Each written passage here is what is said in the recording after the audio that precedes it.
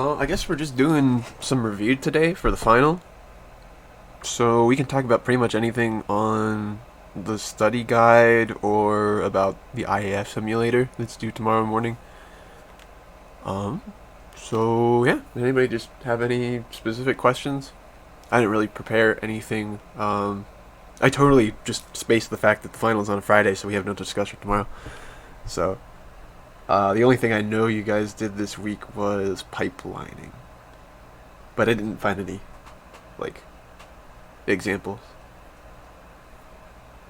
So yeah, if anybody just has any specific questions or anything that they want to do an example of, just let me know. We can have a discussion tomorrow instead of a final. Participation for the final. It's a good idea.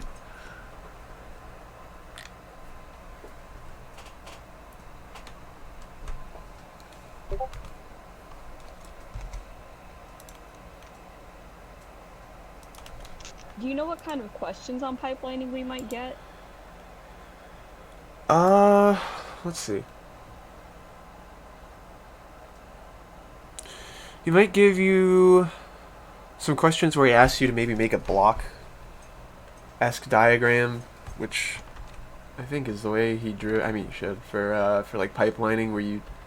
I guess the only things I would say you for sure should know is remember that like the instructions or parts of an instruction in general were the fetch, decode, and execute. And then there's two things to note about that, and we can do an example if I can think of one, and you guys want to go over it. But when you do pipelining, right, the idea is that you overlap these fetch, decode, and execute, so that anything that's happening vertically here is happening at the same time. So like if I had three instructions like this, the fetch of the first one happens, and then on the next clock cycle, so each of these here are clock cycles going downwards. Like the first one is fetch, and then the second clock cycle, we have one part doing the decoding of the instruction that we just fetched, and then fetching the next instruction, and then so on and so forth. So that's one of the two things that he might ask a question related to, is like how does it overlap? So we have fetching and decoding and executing happening all at the same time. But if it's from the same instruction, it can't like overlap with itself. So I can't just decode this instruction before it's fetched, right? It has to be in the processor. And then the other thing to note is that some of these might have execution states or execution parts that need more than one clock cycle if it's just something that you can't do in one clock cycle.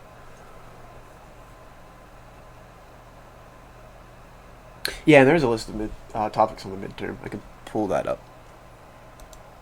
I already had it. So I think it's not comprehensive. It's just everything you guys had on the second half. So memory stuff, OS. Oh, I didn't even realize he went over like context switching and scheduling, paging, boost algorithm, IEEE, stack frames apparently.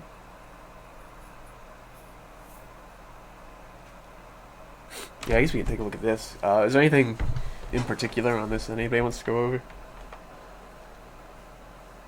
Could you go over the hard drives portion, especially like the layout, transfer time, read, write, or like the equations to do those? Yeah. Layout, transfer time, read, write. Do you have functions for calculating that? I mean, I can look it up in the book really quick. I'm not entirely sure.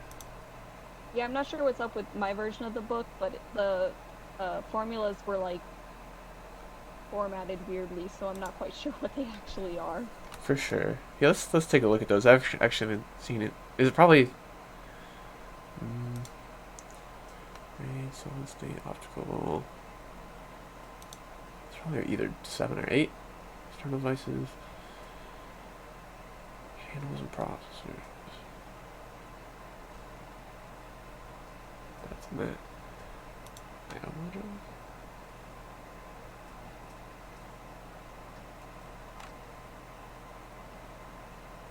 So if an instruction needs more than one clock cycle, does the pipeline prioritize it over the execute of the second set?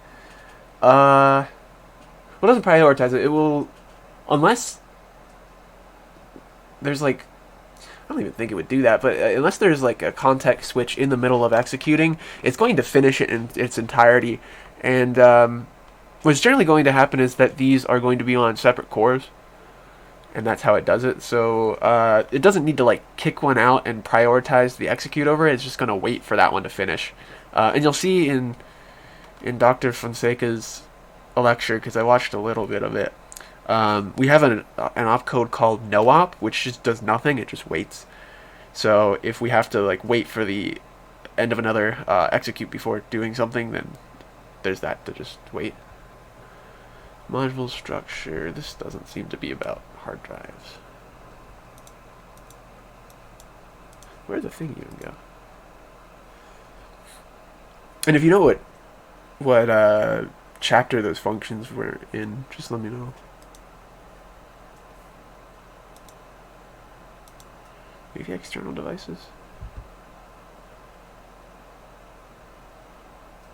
Keyboard monitor, disk drive.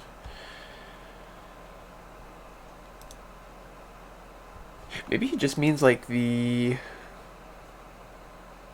Oh, you know what? That probably just refers to like the example we did last week with like the track writing. Maybe? If they're talking about hard drive. Because that's just a disk. Although I can definitely do an example if I can find one. I think that was chapter 8.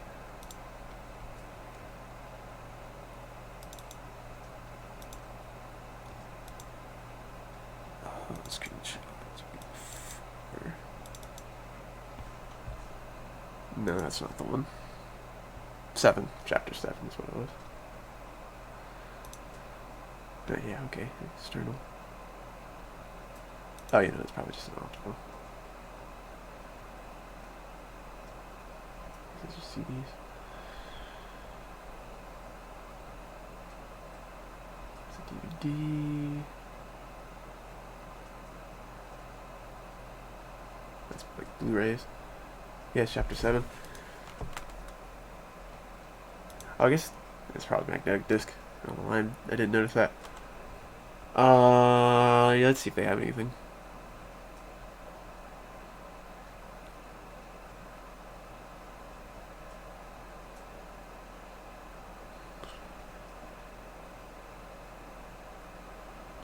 I think that's this. Actual details of the I/O depend on the computer system. Timing, block, track, spin disk. Oh, okay, so we have this. That's a function. Which I assume is the access time. Right. Transfer time, probably something about the rotation. Yeah, rotational.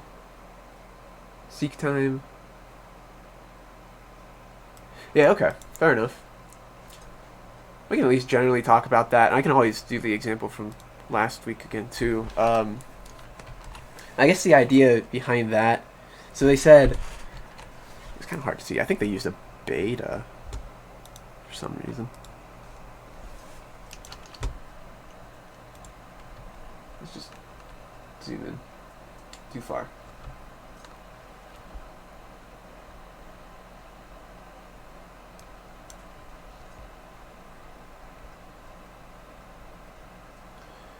Oh, TV. Oh, block. Yeah, okay. So we've got some rotational latency, L. We've got the transfer time, and then this is the seek time. I'm not even sure if I need to write this all out, but the seek time is basically the time required to move the head from like one track to the next. So remember that from the example last week, a track is like one of these concentric rings on the disk. So like that's a track, and then the track all have sectors on them. So seek time is just moving from there to there. And even this formula, I guess, probably doesn't take into consideration the fact that we can do these in parallel to some extent, or like at the same time. So when you calculate how long it takes to access a block, you need to take into consideration the time it takes to move the head in between tracks, the rotational latency. So like for instance, if I was going from like this, if I needed to go and the read head is here at the red one, and then I need to go over here to the blue one, I need to consider both the seek time and the rotational latency, because the head that is in charge of reading and writing only moves up and down, essentially. But the disk is spinning, so we have to wait for both the time it takes to move up and down and the time it takes for it to spin, which is the rotational latency.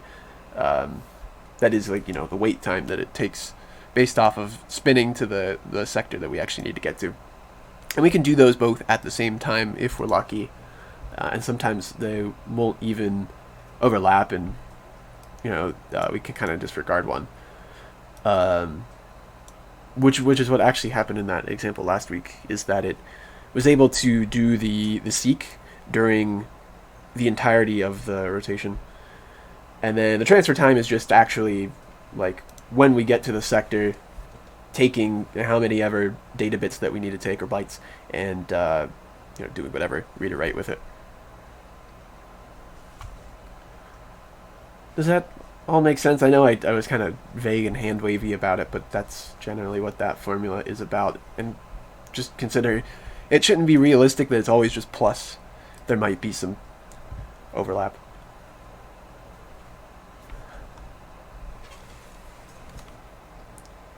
Yeah, I think they just go into more detail. So yeah, it's moving around the disk arm, latency, transfer time.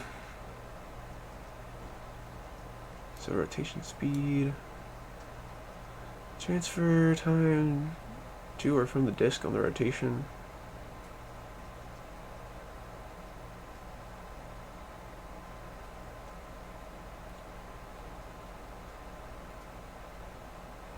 Rotation speed in revolutions per second.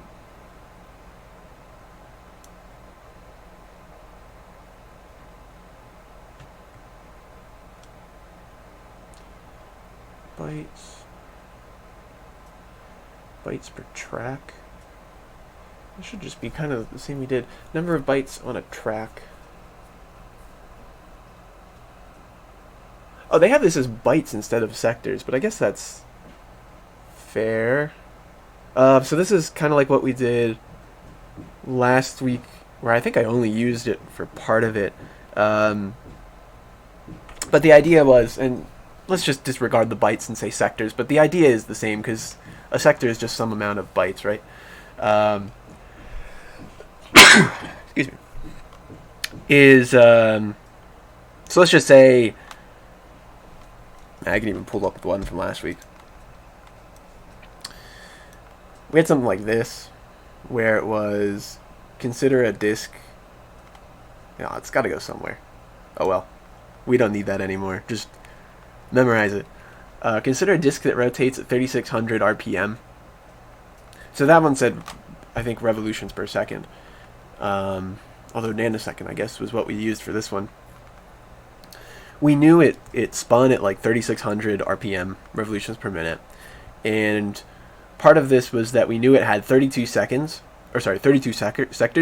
So part of actually solving this problem, right, was that we needed to figure out how long does it take for the head to actually travel across one sector on the disk. And then on top of that, we converted it to nanoseconds because this was, milliseconds. Yeah, I guess nanoseconds would be too small because it's not that fast. Milliseconds.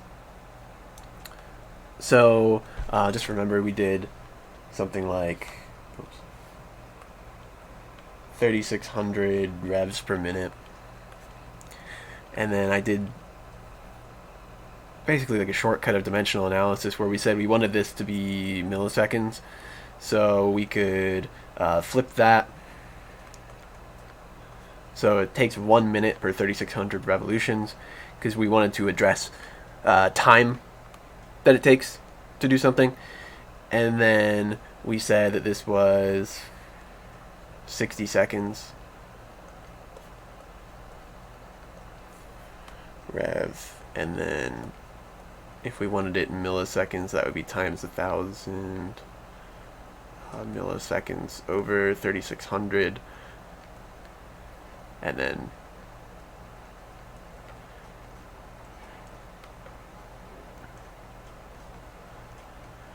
we got what 100 over 6, and then that was something like 16. So this would tell you like the amount of time it takes to just travel over one sector, right? Or sorry, no. This was, sorry, I'm getting way too ahead of myself. This was like the time that it takes to revolve around the whole thing in milliseconds. So that's, sorry, I'm getting way ahead. This is just the time that it takes for one revolution, right? Because this was milliseconds per revolution. And we would need that information to figure out how long it takes for a single sector. Because if this is one revolution, we know there's 32, in this case, sectors per revolution.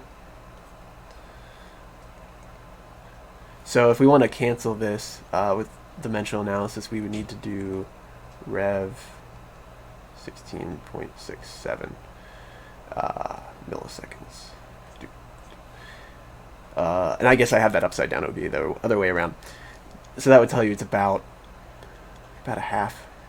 I think it was like 5.2 milliseconds per sector. So the idea with that formula, although I think they threw in something extra, is that if we want to figure out how long it takes to travel across one of these things where the bytes are actually located, so there's bytes within each sector, and I believe a sector is like the minimum addressable thing that we can like ask for, is to figure out how much time it takes for just it to travel over that one thing. And that'd be the amount of time it takes to do the read. So like for instance, if I again replace that example that we were just looking at with sectors instead of bytes, the time it would take me to do 3 sectors, transfer 3 sectors worth of data, or at least to read it up into the buffer, would be 3 times the 0.52 milliseconds that it takes to read across one single sector. Does that make sense? Or hopefully that answers the question.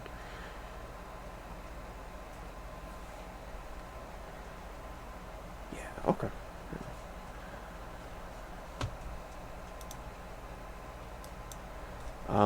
Any other functions? What's this one? That's the total. For the final, should do a straight addition of all the different times, or should we consider the overlap? Consider the overlap. I think because he said he's hoping to make it like the examples that I did, and I did one with overlap, that he will probably do one. So consider if you can actually move the head from the tracks while you're rotating from one to the other. Although I didn't do an example of it last week, although I'll just mention it so that you're aware of it. I think the other one ended up having like so many parts it was really convoluted. But consider that if I had that same disk we just had like this, and let's just say I only have 2 tracks that I need to worry about like this. I guess I should make it go all the way. So let's say that again the total travel time is 0.52 milliseconds per sector, and that it takes 2 milliseconds to move the head from one track to another track. And then I needed to access, so and actually also the disk is spinning this way, so it's spinning counterclockwise, and I need to go from this sector right here and copy that data to this sector right here. Consider that only part of it's going to overlap because it takes 2 milliseconds. So the amount of time it takes to get from this column to this column is going to be 0.52 times 3. And that just, like if I was to draw a block diagram, would look like this, right? We have 0.52, 0.52, 0.52. And we want to get as much of the milliseconds in there as possible for the the moving of the head. So we'll do this at the same time. We'll move the head inwards while it's spinning this way. The head is spinning this way because the disk is spinning the opposite way. So I throw that in there, but you'll notice that the moving of the head, so this part's the head, this is the rotation. If I look at the timing diagram, 2 milliseconds, this is only 1.5 in total, 1.56. So we have an additional, what, 0.44 milliseconds that it takes. So if the amount of sectors that it takes is less, or at least the time that it takes to get across all those sectors is less than the read head, then not all of it's done in parallel. So if I said I wanted to transfer from here to here, then it's going to be the 2 milliseconds, and then plus the additional 0.52 to actually move across it. In fact, actually, I guess I would probably want to ignore this, because that would end up at the end of it, not, at the beginning where we need to go to read. Hopefully all this scratch that I did there doesn't make it too confusing. But does that make sense that you need the amount of time to move across all the sectors to be greater than or equal to the head move time in order to actually get the benefit of it? Otherwise it's just, it's null. In which case we incur the entire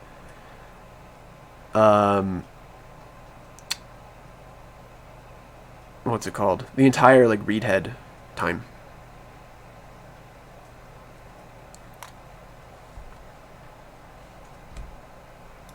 I don't know. Are there any other functions that we should go over on this one?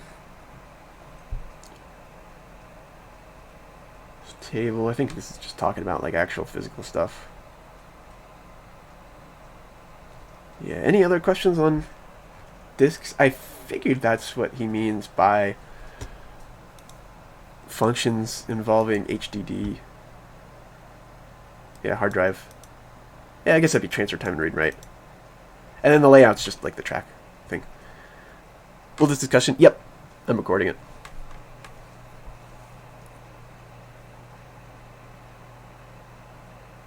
Anything else in particular?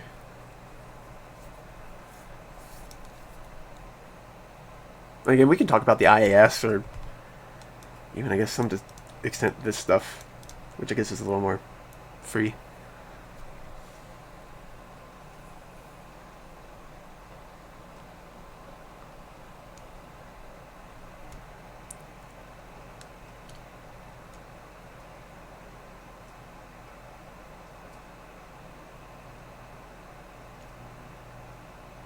What kind of questions would we ask about quantum computing? The only thing I saw him mention was Tensor Products. And we can do an example of that. So maybe Tensor Products, maybe just some matrix multiplication. I don't know if anybody wants to do matrix multiplication. I can do an example if we need a refresher. Or if just, somebody hasn't taken linear algebra, that's fine. I can go over it. Yes, please. Okay. Let's go over tensor, and then just let me know if you want to do a matrix multiplication example as well. So, in the quantum computing, and I don't know a whole lot. I didn't actually get a chance to finish watching the video either, but I do know what a tensor is, and I have a general idea about quantum computing. You have these things called qubits, which are essentially, I mean, I don't know what they are physically, but they're 2-bit vectors. So this is 1. I think they write it like that, and then this one's 0. And so part of the thing you do to convert it, to be able to use it, so the operations that you use on a quantum computer involve 4x4 matrices. And in order to do that matrix multiplication, we can't really work with a 2-bit thing like this, so we need to raise it to a higher dimensionality. So we need to raise it from a 2-dimensional vector to a 4-dimensional vector. And so the way that they end up doing that is with a tensor product.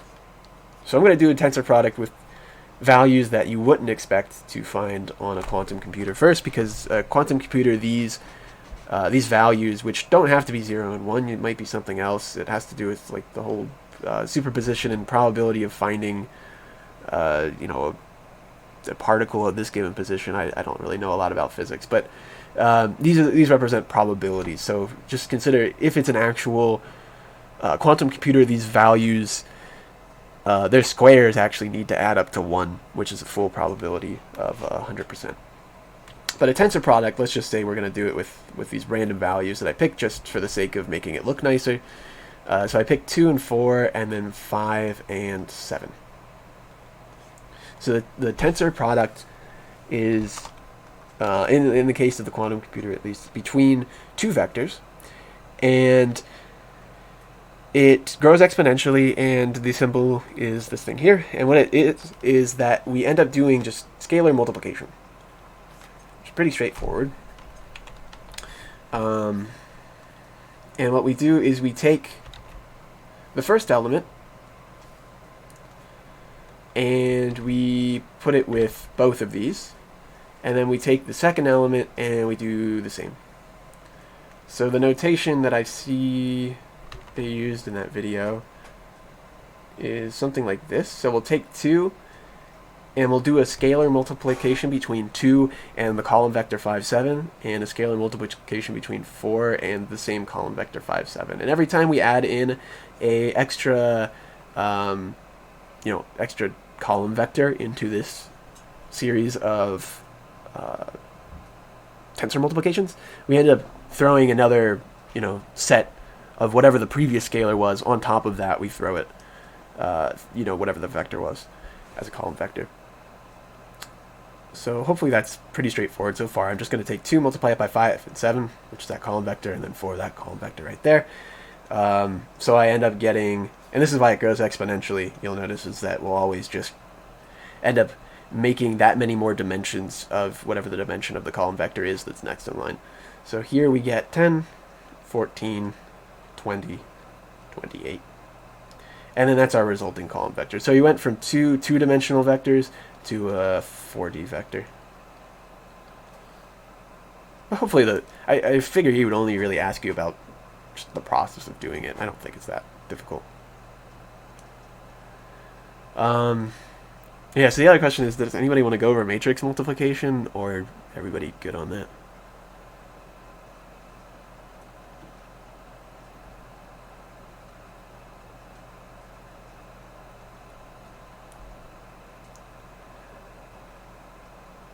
For the sake of quantum computing, it was a 4x4 matrix.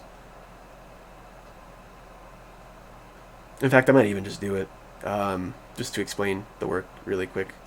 It's not that bad. I make it seem worse than it is. So let me just do one really quick example, just to remind everybody of that, and then I'll do it with the operation they had. So let's just say I have the vector 1, 2, 3, 4. And again, consider that these would all be squared and then add up to a probability in an actual quantum computer. But what they had is the way they do operations on a quantum computer is with these 4x4 matrices. So one of them was basically just the identity matrix, but with the bottom 2 rows swapped. In advance, does anybody know what this is going to do? Why do I swap the 2 bottom rows? What does it do to the vector? Oh yeah, also, just to remind everybody, wait a minute. Yeah, okay, it seems like people got it. It's going to swap the 2 bottom rows. This should be a call, or this should be a row vector. I'm just going to write a transpose there. I don't want to write the whole thing again.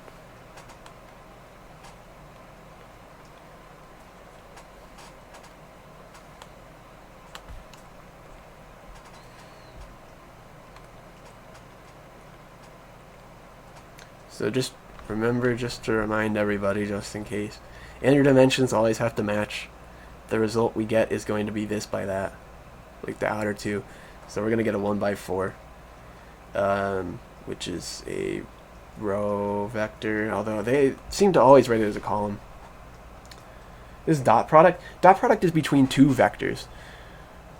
Dot product it's not going to show up in what's it called on the test because that I don't think is related to the quantum mechanics. But just remember, dot product is just xc plus wy, and then if we have more, we just keep going. So we multiply like first by first, second by second, and then just add them all up. But yeah, we won't actually do that.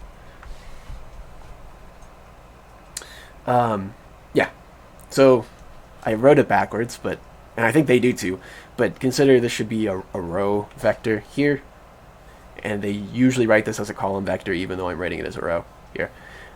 So what we do is we take every element and we multiply it by this. So I would do 1 times 1,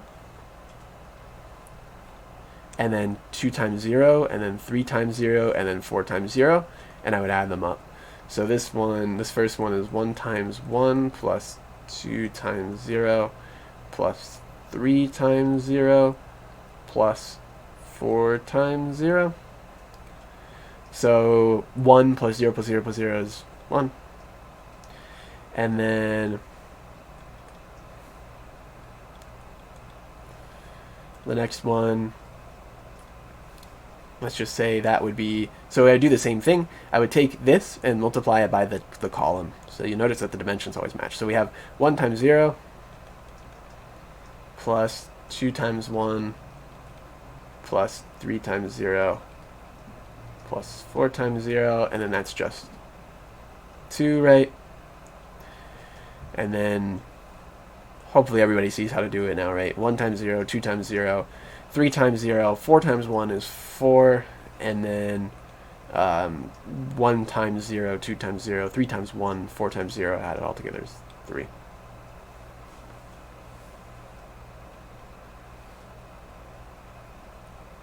Any questions on that? And then this, I think, was C naught in the quantum computer. Is that matrix?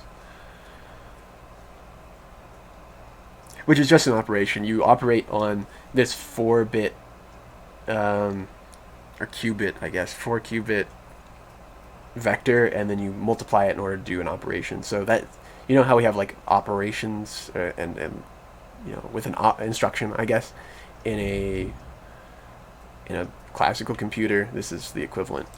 In a quantum computer, we just use a matrix instead. Yeah, it should be a vertical matrix. The dimensions work out that it should actually be a row, but I think they consistently write them out as columns. Maybe just because it looks nice. I mean, if I was to write entirely row vectors, I guess I'd run out of space on my page. But they do write it as a column vector, you're right.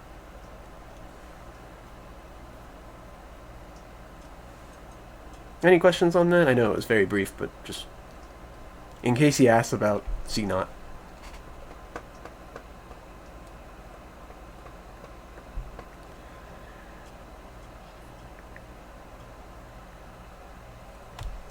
Okay. Any other questions about any of this stuff?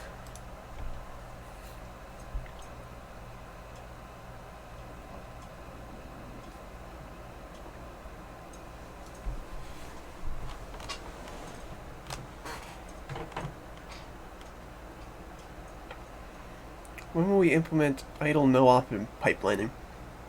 So you would do that if you had to wait on something.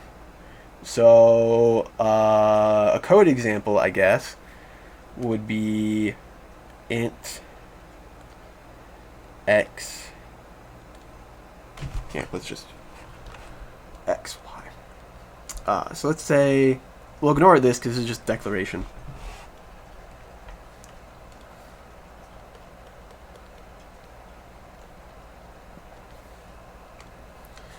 So x equals 5, x equals x plus 3,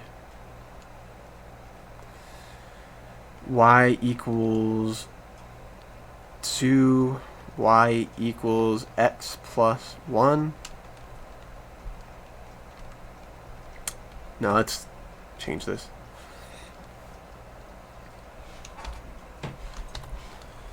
let's make this something ridiculous here. Actually, this should be pretty trivial, I guess.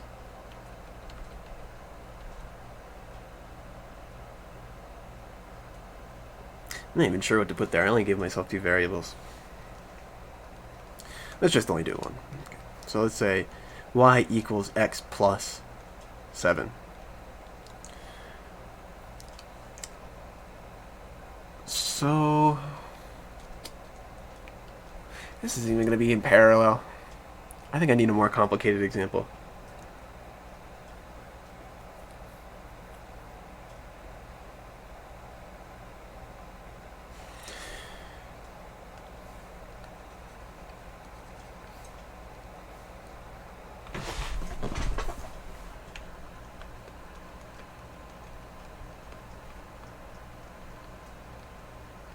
Just do something ridiculous like this.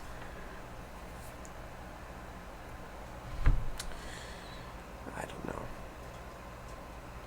4 plus 12. Something arbitrary. And then y equals x plus 2. So if I'm executing this program, and I assume that there's some parallel processing that I can do, either through threading, or maybe the OS just handles it, or the compiler writes it for you, or something like that. I can execute this and this at the same time. So I would do this one, I would like fetch, decode, execute, and this one I would fetch, decode, execute, like that.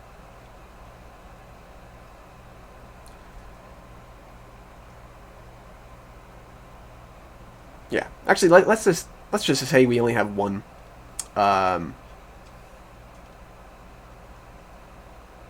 processor, maybe.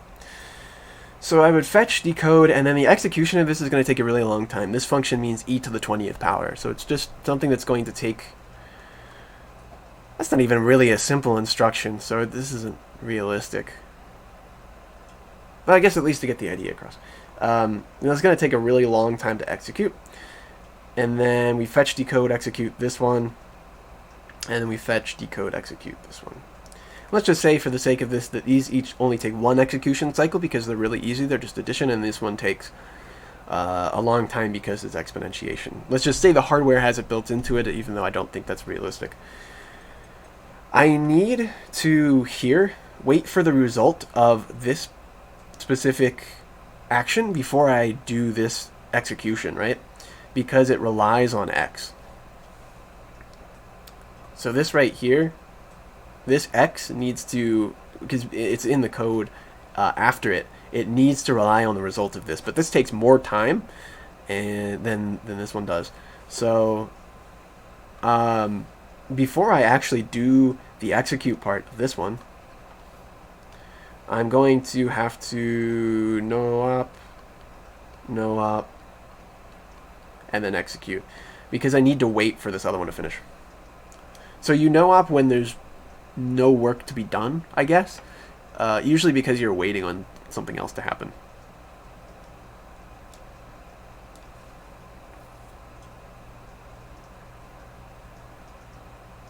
Or maybe you're just waiting for the pipeline to actually get filled. That's another possibility.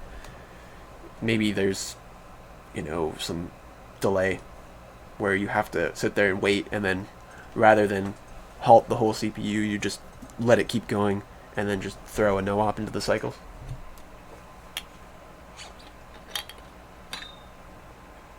And I guess you wouldn't implement it, it's taken care of by the hardware.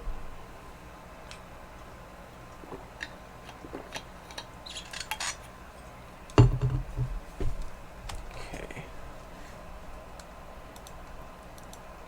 Any other questions?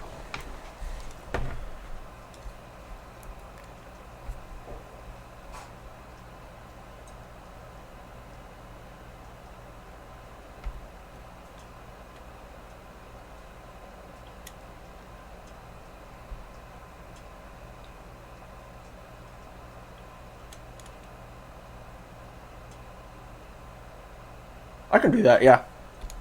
Yeah, I was going to save that until maybe the end, until we didn't have any other questions. But if I don't get any other questions in the next couple seconds, IEEE floating point. You did an example. Yeah, I did do Booth's algorithm last week.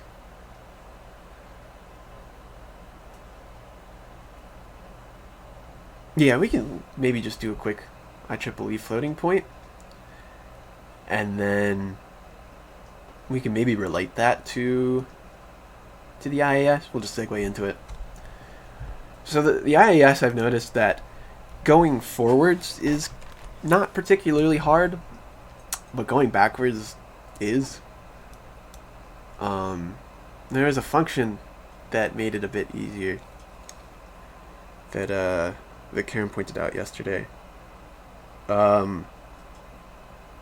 So let's just go over how to find it first, and then we'll go over how to do both of them, at least vaguely. And I do have notes in the chat, so by all means go and check those too. So yeah, so let's say we want to convert a number to IEEE, and then backwards is pretty trivial. So let's say I want to convert 4.75 into IEEE format.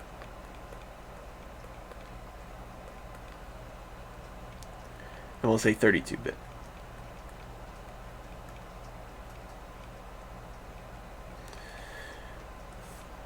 So just remember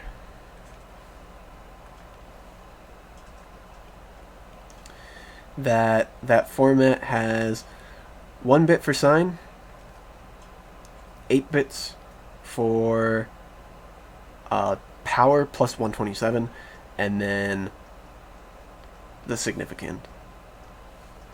So this is plus or minus, where plus is 0 and minus is 1. And then we have 8 bits. That is the power plus 127, which we just do to cover more values, is we offset it by that. And then we have the mantissa, or the significand, whatever you want to call it, which is just the actual fractional part of the fraction, or the decimal, or floating, or point, whatever you want to call it. So if I want to do 4.75, first let's convert that to binary. So 4 in binary, actually, I'll let you guys do it. What is 4.75 in binary?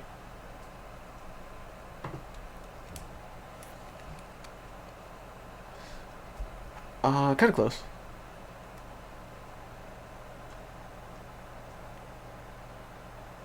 Yeah. Okay, yeah. I assume that's just a typo. Yeah, either way, yeah. So 100.11, right? Because this is the 4's place, 2's place, 1's place, 1 over 2, 1 over 4. And 1 over 2 is 0.5, 1 over 4 is 0.25, so those added together is 0.75, and then 4 is just right there. Okay, so this is base 2. Alright, so when we write this, we want to make it kind of like scientific notation. So in scientific notation, you always had a number between 0 and 9 in front of the decimal place, and then like times 10 to the power of something, right? So it's the same sort of thing here. We want a number between 0 and 1, which is just 1 is the only digit we can put there, and then times 2 to the power. So I'm going to move the decimal place over 1, 2, 3, and we get, or I'm sorry, 1, 2, my bad. 1, 2, and we get 1.0011 times 2 to the second power, because I moved the decimal place 2 times. So hopefully that's clear so far.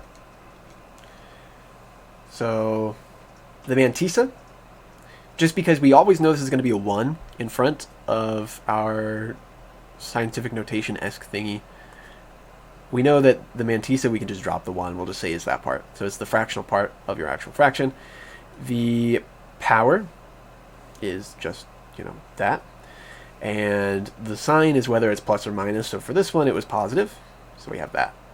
So let's put this all together. So the first bit is going to be a 0 because, well, it's positive. 1 would be negative. And then the power was 2. So this would be 2 plus 127 to offset it, which in binary is 129. So this should be 1, 0, 0, 0, 0, 0, 0. I should write this in the same color. 1, 0, 0, 0. 2, 3, 4, 5, 6, 7, 8. This would be 2, 1, 2, 4, 8, 16, 32, 64, 127. 127 plus... Wait, that's 128. My bad.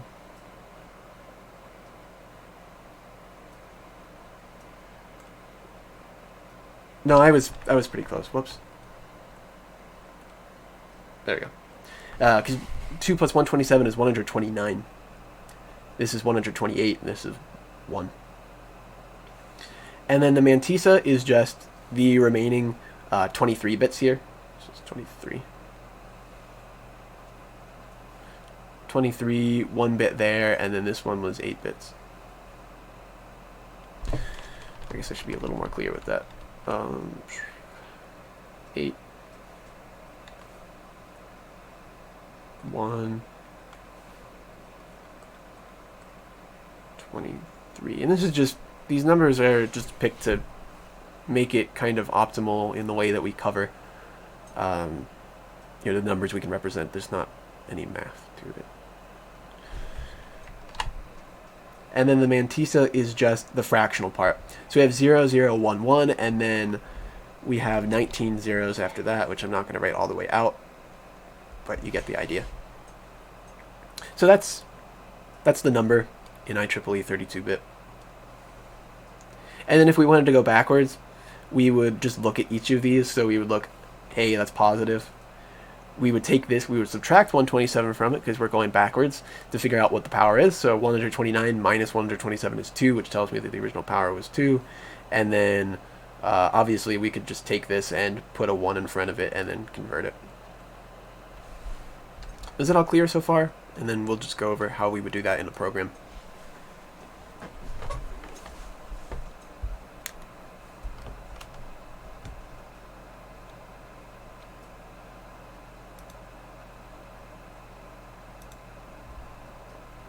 Okay, so we need two different ways. We need to go forward, we need to go backwards. So let's do the forward way first, which I think is easier. So if I had a bit string float, I got confused dealing with floats like in your program or just in general? Because I can give you a strategy for doing it by hand. We'll go over it with an easy example for like the actual conversion, or like an easier example, I guess. In the program, yeah, let's go over an easier example than 0.535. But you just know that this process will work regardless. And I did put notes in the chat if you need to go look at those too. Oops.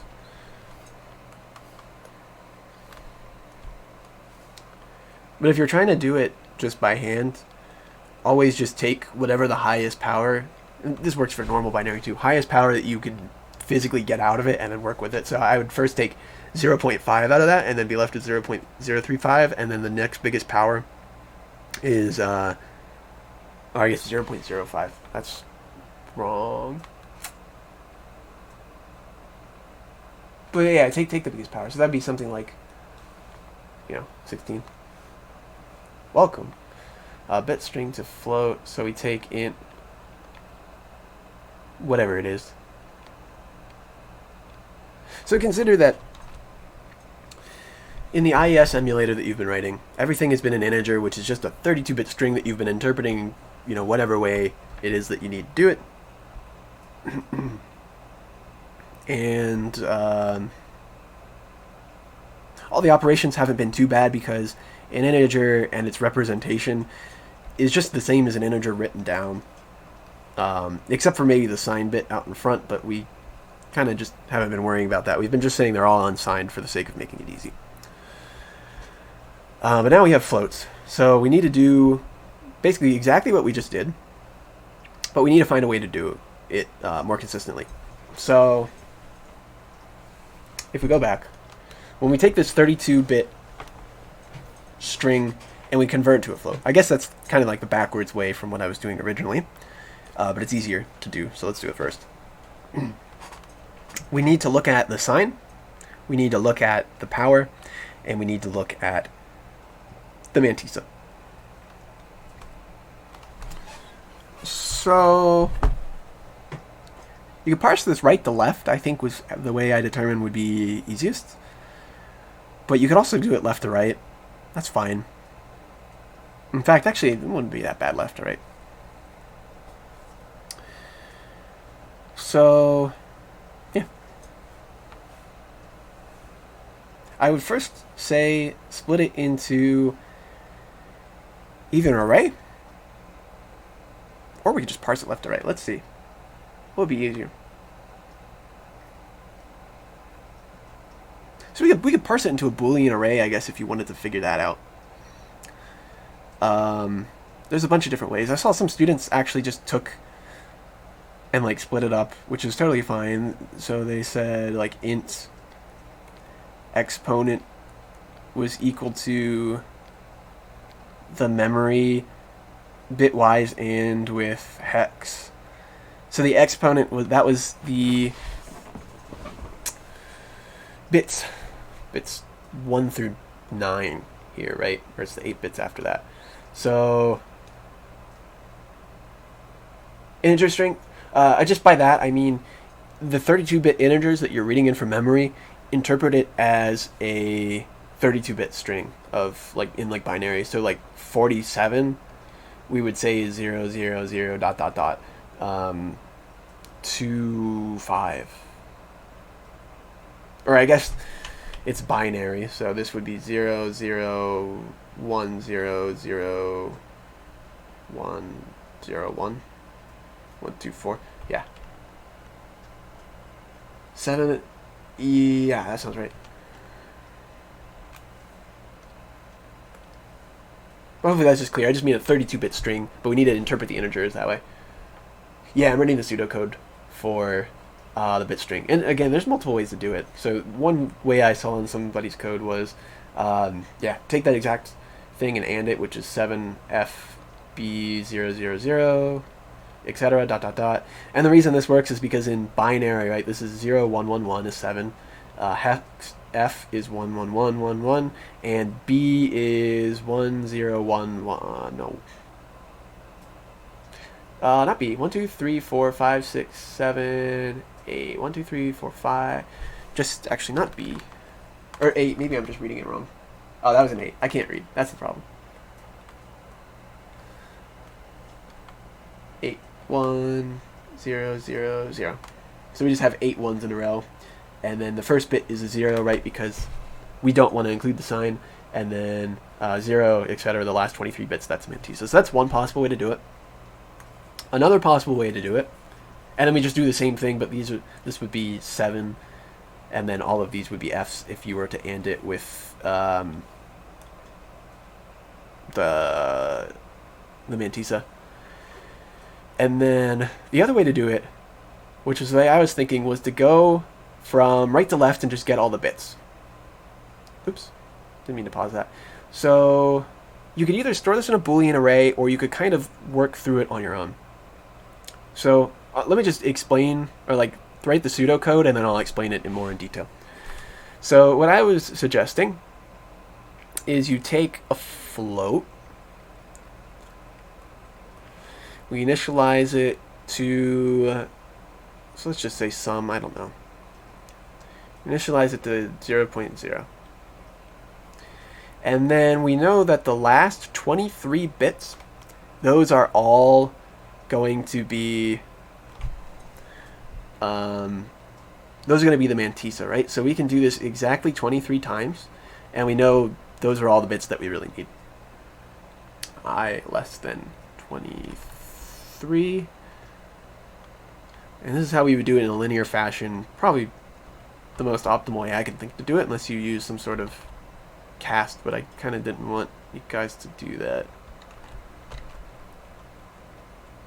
I should probably put more space here.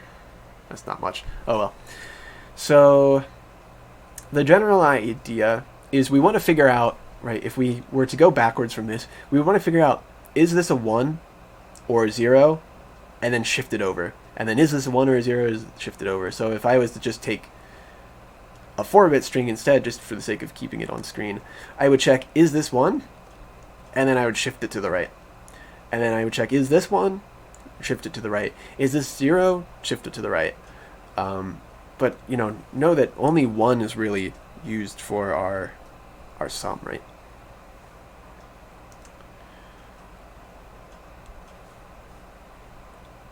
Okay. So what we would do is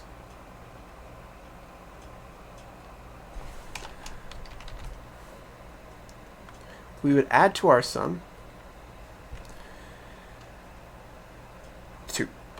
Sorry. So we would add to our sum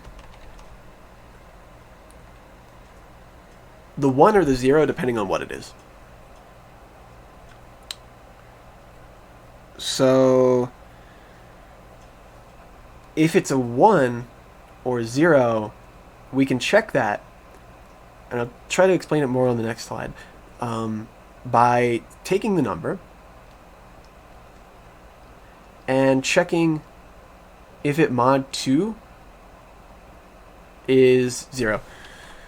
So equals, actually I guess 1 in this case because we care more about 1.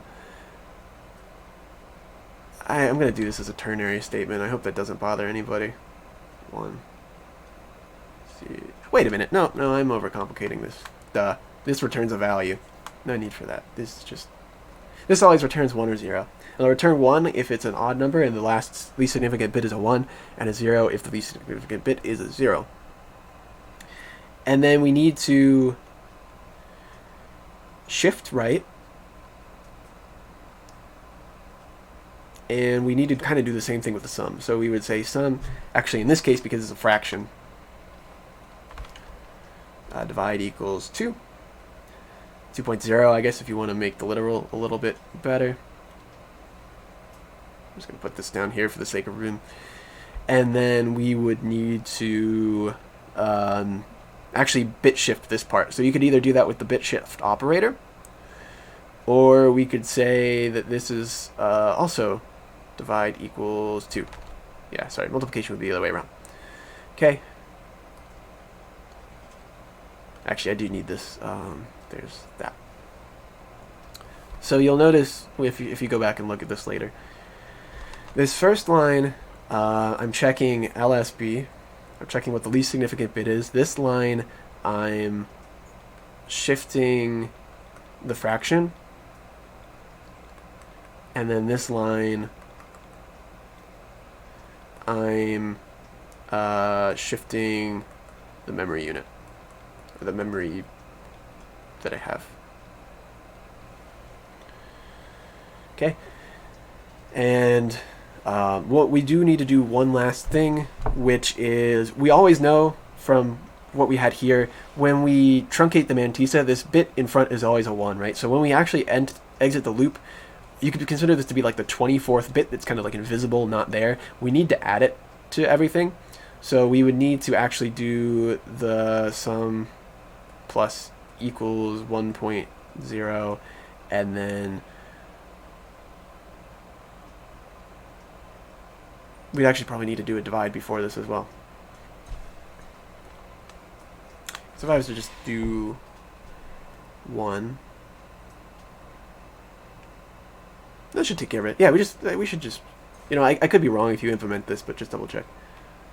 XOR, can you use sum equals 1 at the beginning? No, the reason you can't do that, and I think I accidentally made that mistake in my notes, you can't do that here is because it's going to get affected by this divide equal, so it's going to get thrown out.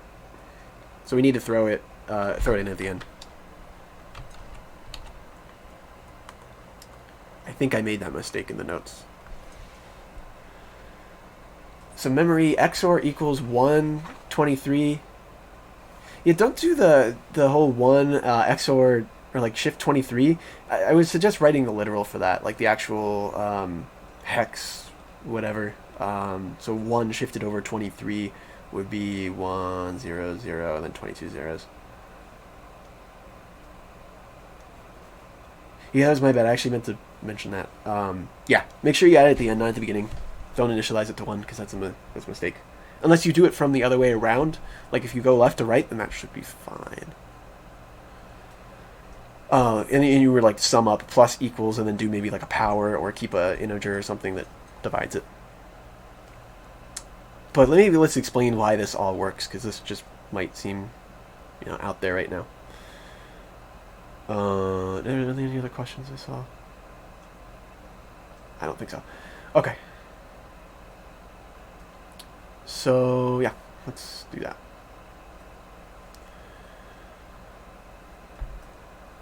Okay, so assume we have a bit string, and I'm going to not do it as 23 bits just so I can fit it on the screen. Let's say we have 0, 0, 1, 1, 1, 0.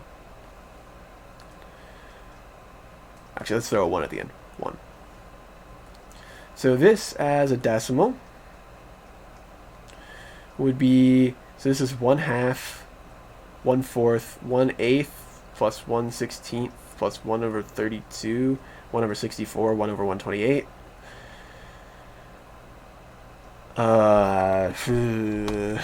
Mental math is hard.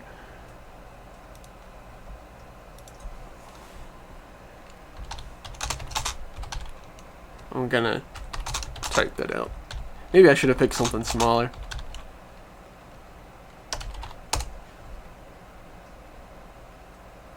It says 0.2265. 2265625. I might have picked a bad number.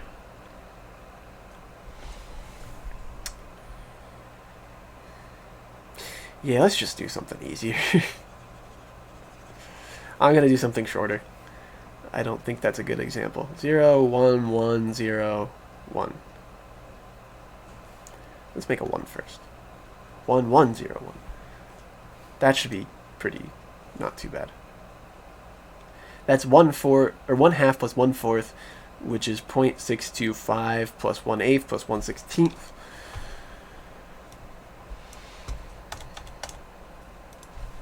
1/4, 1/2. 0. So this is 0.8125 base 10.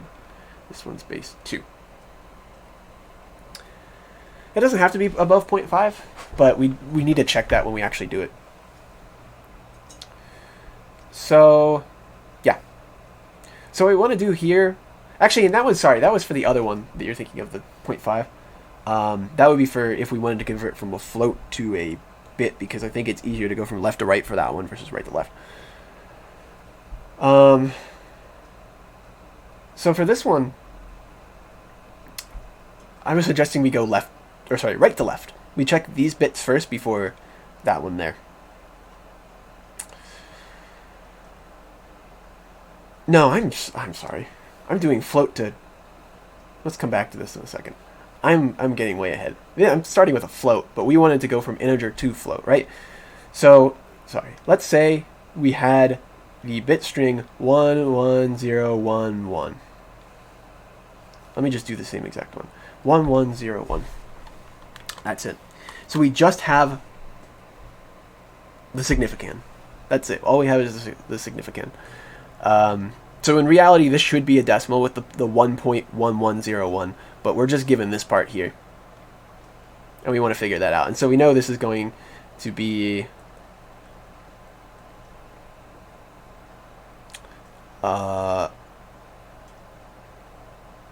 well, we don't have the power. I didn't write that out.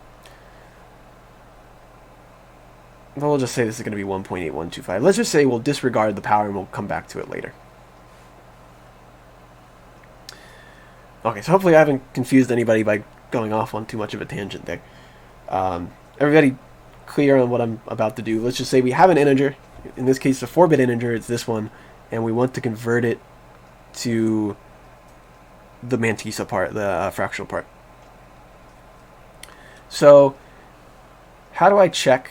So this is equal to 1, 2, 4, 8, 12 plus 1 is 13. This is 13 in base 10. How do I check if the last bit of this is a 1 or a 0?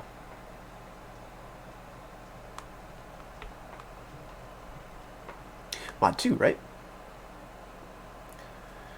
So if 11, 0, 1 mod 2, that's equal to 1. And you'll notice that 13 mod 2 is equal to 1. Well, I guess I wrote that twice. Right? So both the base 10, which is what you actually have when you're trying to write the program, right? It'll show it in base 10. That will equal the current bit at the end. And then we know we want to keep getting the things to the left of it. So we want to shift this way. How am I going to shift this to the right by 1?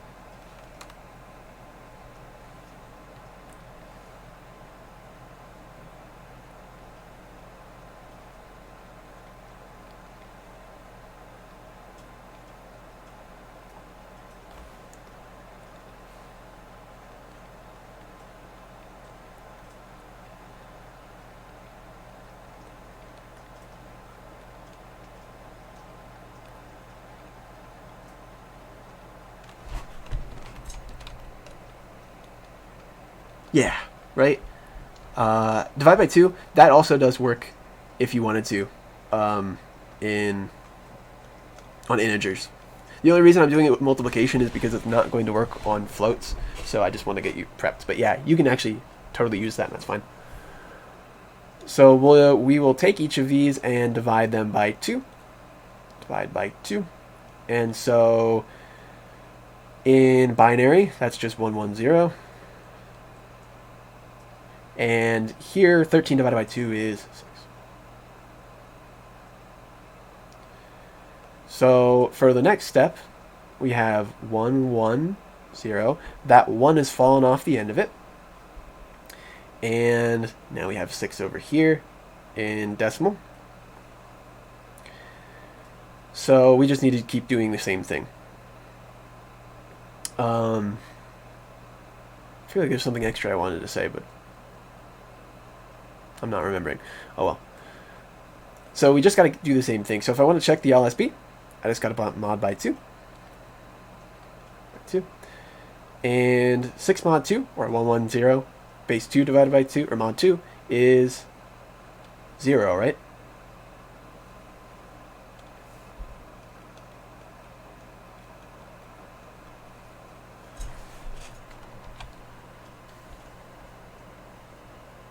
And then in order to shift again, I would take this divided by 2, which is 1, 1 base 2. And then I would take 6 divided by 2, which is 3 base 10. And then I would keep going, right? I would take 1, 1 mod 2 equals 1. And then that's also 3 mod 2 equals 1. And then I would keep going, so I would do the next step, and then 1 mod 2 equals 1. And we would get 1 mod 2. And then we're out of bits. So you should hopefully notice that the decimal and the binary are doing the same thing. If we just keep dividing by 2 and then modding by 2, or other way around, mod by 2 and then divide by 2, and that the red bits here that I got are just the binary string we wanted, but backwards. So that's the way you would find the mantissa. And you'll notice that I had an extra line in the code where I took and added to the sum that the bit every single time, and then I divided it by 2. So let's see what happens if we do that. So yeah, we're just adding the modulus part because I wanted to avoid using ifs because that's slow. We don't want to do that. So the sum here, we would have 1, right? We would divide by 2, so this would become 1/2. And then we would add 0 to this next part, because that's the modulus, right? And then we would divide by 2. And then I would add the modulus to this part. So I get 1/4 plus 1 equals 5/4. And then I didn't write it, but I would divide by 2 again, right? So I get 5/8. And then I would add in another one right here, right? Because we got a 1. So we keep adding in the modulus result. And then we would get 13/8. And that should have been what that is. Wait, 5/8. I might need to divide by 2 one more time.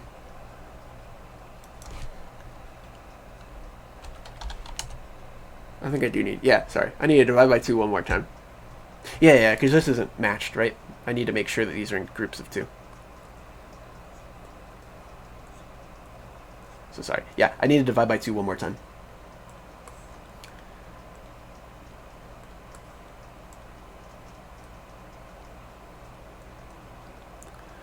And 13/16, that is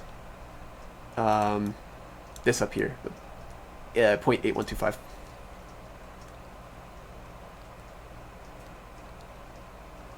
So if we want to optimize this, we can keep a sum and then keep shifting it alongside with our other part. So you'll notice the sum here. I'm dividing it by 2 every single time, right? I'm from the code that I wrote earlier. I'm doing this division on my sum every single step after doing the modulus that I've been keeping track of, and then the actual shift part. And again, I have notes on this, although there is one problem with it. So this will just get you the fractional part in the most optimal way possible. And then you'll notice at the end of my code, I added in the 1 because we always know there's going to be 1 extra bit in front of the mantissa. This right here, right? We're always going to have that 1 in front of the mantissa when we do IEEE. So that's why I added in the 1. So that's why this is 0.8125, but the actual result we should get is 1.8125. Is that clear, the algorithm? I kind of have a lot of stuff written everywhere, so if it's not easy to follow, just ask.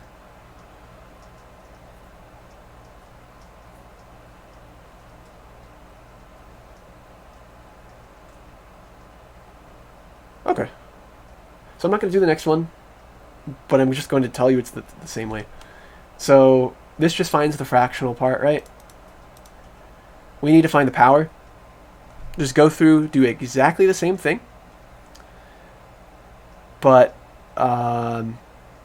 it's not a fractional part, right? So don't divide by 2, multiply by 2.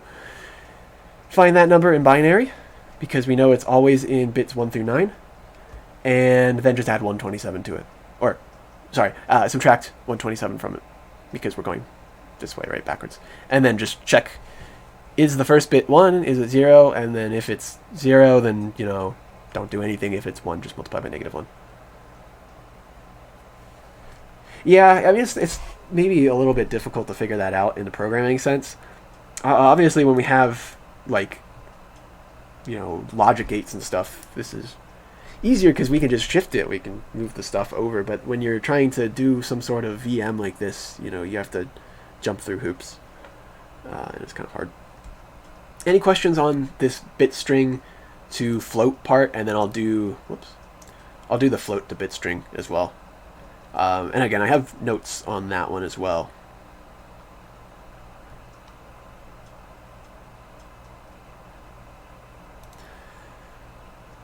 So the float to bit string one I thought was kind of hard. But it's really just the same thing.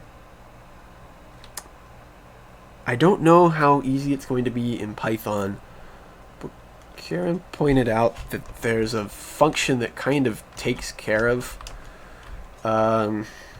everything. And I'm not even going to write this out. Let me just pull up the picture I wrote. I think it's easier that way. Float to bit string. Oh no, I think no, this isn't even the right one. There we go. Convert float to bit string. How to find 0.75. We'll do a loop to convert to binary. Yeah. So I wrote some pseudocode here. This one should be entirely correct. I don't think I made any mistakes. So we're basically just going to do the same thing, but backwards. So the last one we checked LSB was 1, and then we shifted right. So when we're doing the opposite way, we're going to check is the most significant bit 1, and then shift left, I think is the easiest way to do it. And then because we're shifting left, it's not going to fall over the edge necessarily. So we need to remove the leading 1 in a strange way if it's there. So that's a little caveat. And so somebody earlier pointed out that, we're going to check if it's greater than or equal to 0.5. So the problem is, well, how do we find the MSB? But we just figured that out, right? We can kind of modulus by 2, but we're going to do it a little bit differently. Yeah, I wish the assignment was worth 20% instead of 30. Yeah, it's just one big project. And also how we shift left. So let's just say in advance we know that 0.75 in binary is 0.11. So again, when you're writing your program, you're going to be given this value because that's, the way we read things, I guess. But we need to imagine it in binary. So if the most significant bit is 1, then we know the float is greater than or equal to 0.5. And the reason that is because 0.1 itself, which means that the leading bit is a 1, is 0.5. So that's how we're going to check it and kind of abuse the system.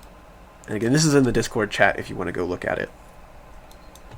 But the idea here is that we're going to decipher this by looking at this bit string, shifting it left, and then checking if the most significant bit behind this decimal that doesn't actually exist is a 1 or a 0. Okay, so I should have another example really quick, which is, whoa, I must be holding down shift. Oh no, I think I done something. Okay. Okay, there we go. So here I did an example. 0.75, I do the decimal version, which is what your program should be doing in blue on the left, and binary on the right. So again, if we want to check if the most significant bit is 1, we can just check if it's greater than or equal to 0.5 because that implies that the first bit is a 1. So we check that first. Is it greater than 0.5? So 0.75 is bigger than 0.5, which means the leading bit is a 1. And then we're going to go ahead and shift it to the left. So in binary, we have the 110. Shifting it to the left, we get 1.10. And then this is the weird part I was mentioning, is because of the fact that we're representing the floats in this strange decimal format, we need to manually remove any 1s because they're not just going to fall over the edge and disappear. So you're going to need an if check here. If this was a 1, we'll subtract by 1 and get rid of it. So this 1.5 in decimal becomes 0.5, and the 1.10, we truncate that leading 1 and it becomes a 0. And again, we have a leading 1 here for the next iteration. So we go down here and we're going to check again. So we check, is this in decimal greater than or equal to 0.5? And yes, it is. It's actually equal to it, which is fine. And again, what that just means is that in decimal, is there a 1 in the leading position? And there is. So that means that the next bit must have been a 1. Again, we'll shift left by multiplying by 2 in decimal. Same justification as before. And doing the same thing in binary. So again, this will just shift it to the left. So 0.10 becomes 0.101. And again, we need to remove that 1 out in front because of the fact that it doesn't fall off the side. And then for the rest of the iterations, we're all going to get the same thing. So the bit string at this point is just all zeros, right? Because we shifted the last 1 to the left and we subtracted it, and so they're just all gone. So every iteration after this, we're going to check, is 0 greater than or equal to 0.5? And it's always going to be no. That'll never be the case. And again, in binary, is the leading value greater than 1 where the 1 is the leading value? Nope, it's not. We shift left like we've been doing, which in this case is just going to do nothing, but even if we had extra 1s, it was going to shift them to the left so that we could check them later. And then there's no need to subtract by that 1 because of the fact that, there's already a 0 at the beginning. And if you do it, you're going to mess it up because of the fact that there's decimal. So make sure that you do an if check here in your VM that makes sure that this was actually a 1 that we got before subtracting anything. So you'll notice what we got was 1, 1, 0, which is good because that is the mantissa. So you'll see here that that's exactly what I wanted. Now, the problem with that is that we normally truncate the 1 off the top.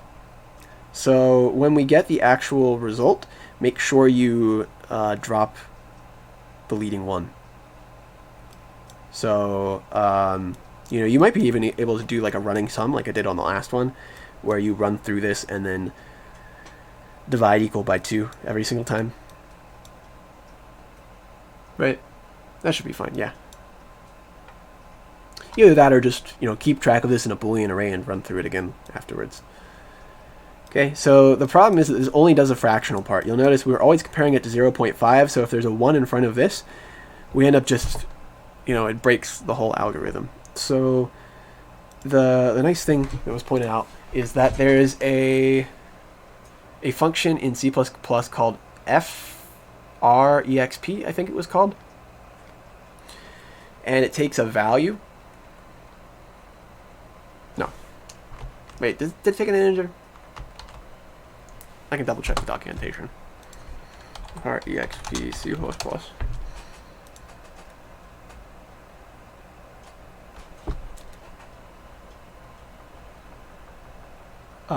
Double and an int. Oh, yeah, I guess that makes sense. A double, which you can also put a float and it's fine, it will just coerce it for you. Double x and an integer pointer. Or really just an integer by reference, called exponent. And so what this does, and then it also returns a double. So what this does is if I had 1.100, let me throw that in there. frexp, I'm going to do the binary equivalent just to keep it simple. If I threw this into there, exp, guess I need to do this by reference, and then we'll just say, well, it should return the fraction. So let's say fr equals that, where fr is a double. What this will return for me is that the fractional part, so it will return the bit string basically as a decimal in decimal. So it will turn that as the fractional part, and then by reference it will also overwrite the contents of exp so that you have the exponent so that you can actually do the conversion part. So it will give you that, which if you notice is just really this moved over by 1, and then the exponent in this case would be 1.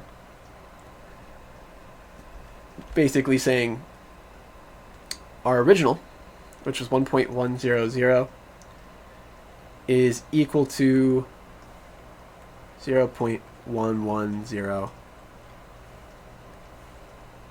times 2 to the first, which is true.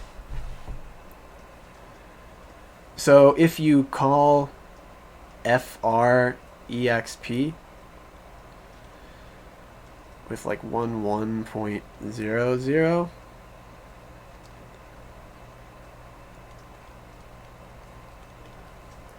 it's always going to shift it over to this point, 0, 0.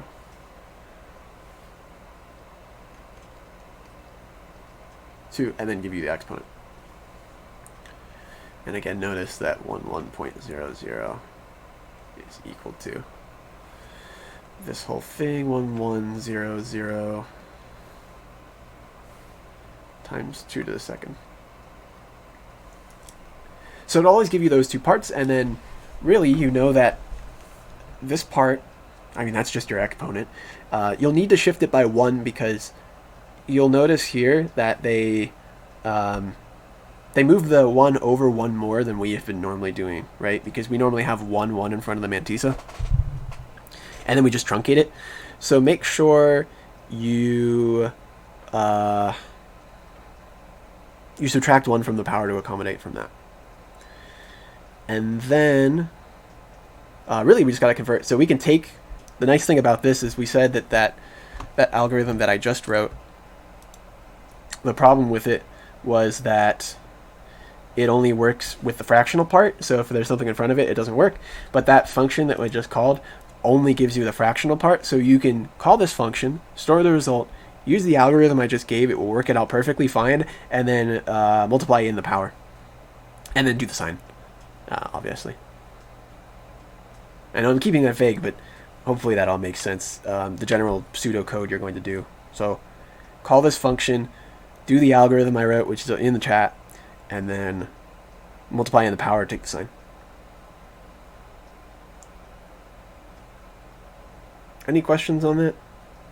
I think this part is the hardest part, for sure.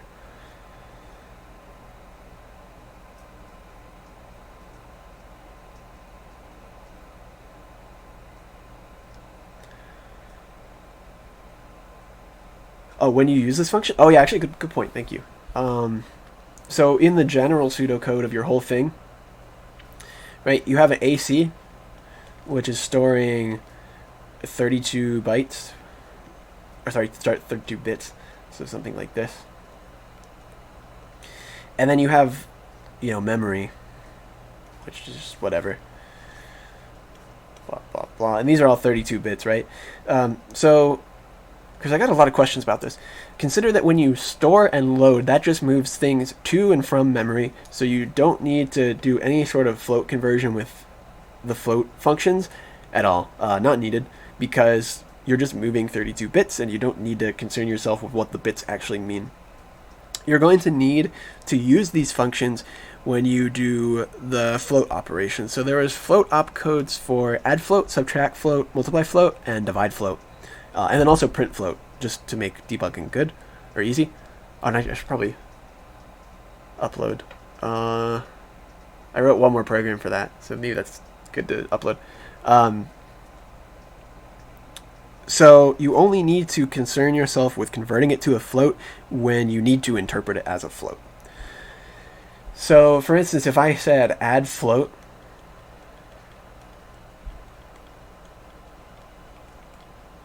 in the program that you'll be reading in, add float memory address 1. And again, this should be 24 bits, but I'm lazy.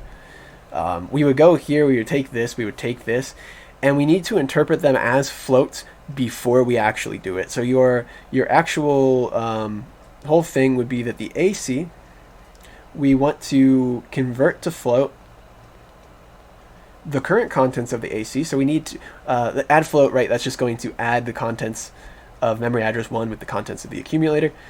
We need to convert both the accumulator and the memory address at 1, or the contents of memory address 1. We need to convert those both into floats before we actually do the operation. Do the operation, in this case add, and then we need to convert it back when we store it, because we need it to be a 32-bit representation, which for the sake of the VM has just been an integer. So we would convert it back to bit string, and you can do this with more lines of code. I just have it with 1 because I don't know, I write really sloppy one-line code with like object-oriented programming. But the idea is that you need to convert both of them to float first, do the operation, convert back. I just wanted to confirm that we could take out the leading one immediately by multiplying what fraction returns and subtract the 1. Yeah, actually, good point. Yeah, sorry, I forgot to mention that. So, yeah, what she's saying is here, because, yeah, like we said, this is always going to be 0.11 or 0.1 in front of it. This function, actually, if you look at the documentation, it always returns a value between 0.5 and 0 on this interval, or not 0, 1 on this interval, inclusive on this side, exclusive on that side. You'll always have a leading 1, which is the one that we're going to get rid of from the mantissa. So if you want to drop this, just shift to the left and then subtract by 1.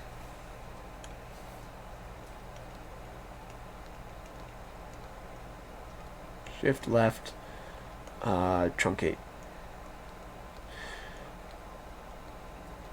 So, were we allowed to create an accumulator specifically for float operations and new opcodes for loading and storing to that accumulator? You can, but you're going to have to rewrite my programs if you do that, because I don't think they would work if you did that. I know he said in the thing to do it that way, but I don't know. It seems harder. Because then we would need like a load float and a store float, and that's like even more stuff to throw on you. I just figured it was okay to go with one accumulator. Right? The only exception to that, if you actually decide you want to implement that and do it that way, that's fine. But if you want the programs I wrote to still work, whenever you do load and store, make sure... Well, store's not going to work. Yeah, no. I would say just go with one thing. If you don't, you're going to have to rewrite my programs. And that's... I mean, I guess I could try to do it, but that's also a lot of programs. I think it'd just be easier to go with one accumulator.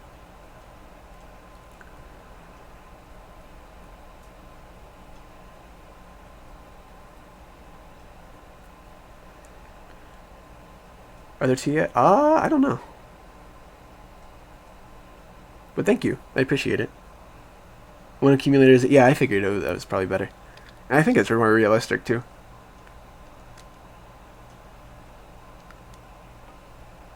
Why should it do at 7 a.m.? I don't know. I don't know if... I feel like me. Like, that means it's due at midnight. It's not due at 7 a.m. because I'm not staying up that late.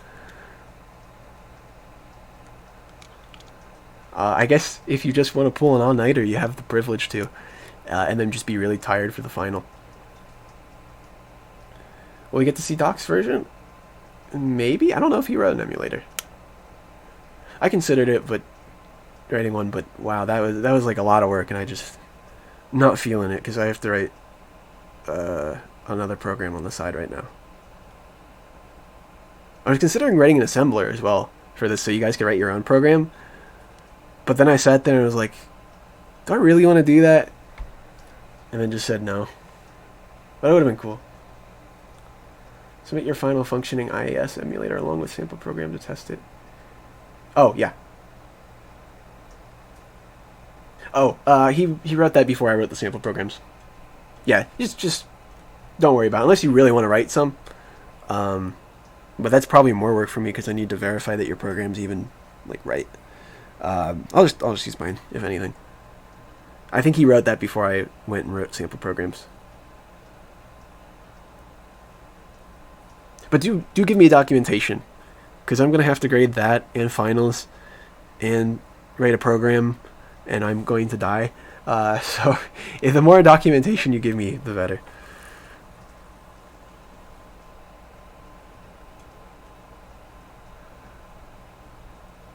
Stuff. Do you want us to send it to you too? Oh, yeah, fair point. If you decide to do something that deviates from the programs that I wrote from you, do give me those. I do need those then. Or if you decide to use a different memory space, like the memory init EX that I gave you, then send that to me too.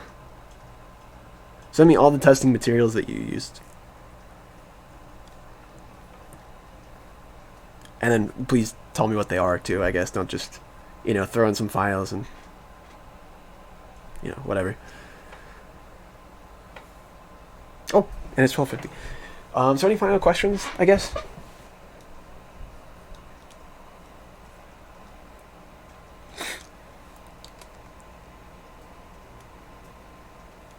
Or if you're like me, you never feel ready for a final.